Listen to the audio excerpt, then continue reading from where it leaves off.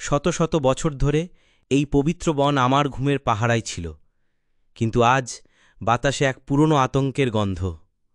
আমি জানি যে শত্রু একসময় আকাশকে অন্ধকার করেছিল, সে আবার ফিরছে, আর আমি এই বনের রক্ষক আজ আর বিশ্রাম নেব না। আমি আকাশের সন্তান, নদীর মতো দীর্ঘ, আগুনের মতো প্রাচীন। শতাব্দী আগে এই বন আমার ছায়ায় কাঁপত, আমার নিঃশ্বাসে আকাশ রং বদলাত।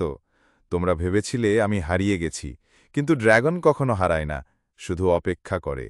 আজ আমি ফিরেছি আমার সিংহাসন ফেরত নিতে। তোমার শাসন আগুনে, আমার পাহারা রক্তে। তুমি ভয় দেখিয়ে রাজত্ব করেছ, আমি সাহস দিয়ে জীবন বাঁচিয়েছি।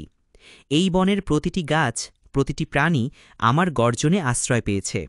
তুমি বলছ আকাশ তোমার, আমি বলি আকাশ তখনই সুন্দর যখন মাটি শান্ত থাকে। তুমি ভাবছ দাঁত দিয়ে আগুনের দেয়াল ভেদ করতে পারবে?